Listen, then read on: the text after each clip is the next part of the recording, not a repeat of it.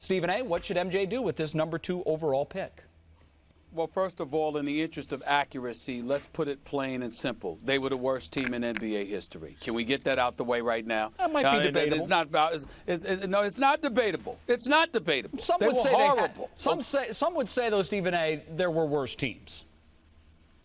Really? I wouldn't. Uh-oh, Jay. That's your honestly opinion. wouldn't. You're on the hot seat now. That's, Jay. hey, You can challenge. That's your opinion. That's your opinion.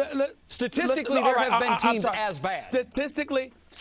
No. Percentage-wise, they were the worst in NBA history. Right. No, Percentage-wise, they were. That is a fact. We had a shorter. That is a fact. But we had a smaller sample size. Remember, we had a strike shortened season. That. Well, thank the good Lord we had a smaller sample size. For their case, yeah. But let's be clear. It would seem like this kid Robinson out of Kansas would be the way to go, because if you look at the Charlotte Bobcats franchise, they have no front line. They have no front line. This dude is 6'10", solid 240, 250, NBA body. He's got skills, hard worker, great story in terms of taking care of his little sister after losing his mom. I mean, there's a whole bunch of stuff about this kid to like. But I got to tell you, Skip, I'm kind of torn. Because on one hand, I think that you want the big boy, and Lord knows we don't need Michael Jordan bringing in more guards. I think Kemba Walker can play. I think DJ Augustine could play. I just think they'd be better on other teams because they're both miniature and it doesn't necessarily work.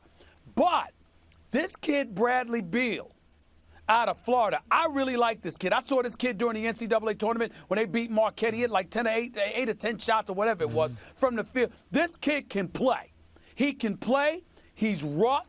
He can get physical with you. He can get to the hole, and boy, can he put it up. He can shoot. And I know the 33% shooting from three-point range isn't really, it isn't spectacular, but I'm telling you, it's not indicative of the kind of skill set this kid has. He can play, Skip. He can put the ball in the hole. He can put it up from long range. And I think that when you look at him 6'4 3/4, 6'5 basically, with those kind of skills, you think about Dwayne Wade coming out of Marquette. He wasn't known as a shooter. He was known as a slasher. But look at what he's emerged into. I'm thinking about Bradley Beal with the ability to hit perimeter shots. I like this guy. I don't know if I can pass on Beal at #2. So if you're Michael Jordan, you'd sit still, don't trade out, and take Bradley Beal. If you know what? If I take Bradley Beal, or if I'm going to take Robinson, I might trade down to the 3rd or 4th spot and get something else along with Robinson for another pick for that #2 pick, because I don't think anybody else is going. Washington's not going to pass on Beal. You can book that. They're not passing on Beal at #3, and Cleveland's not passing on Beal at #4. Okay. Here's what I don't want to see Michael Jordan do. Either stay put or trade down and take Harrison Barnes just because he's a Carolina kid playing in Carolina. I'm just not sold on Harrison Barnes. Motor doesn't run hot enough, disappears too much, can't create his own shot. I hear what you're saying about Bradley Beal, but Stephen A., I didn't see enough from him. I watched a lot of SEC games, and I just didn't see him. He didn't jump off my TV screen. I saw the Marquette game in the NCAAs. That was special stuff. Next game against Louisville, it scored 14, not so special. Came and went. Never quite lived up to the high school hype coming into Florida. The guy I would sit still and take is Michael Kidd Gilchrist, because of all the rest, other than Anthony Davis, and he obviously played with Anthony.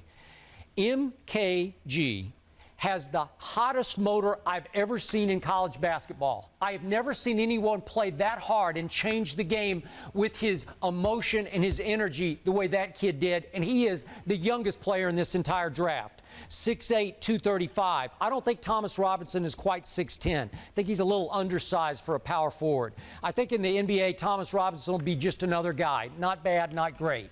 But MKG can win games for you. He can defend. He can rebound. He can get to the basket. He's wily. He's tough.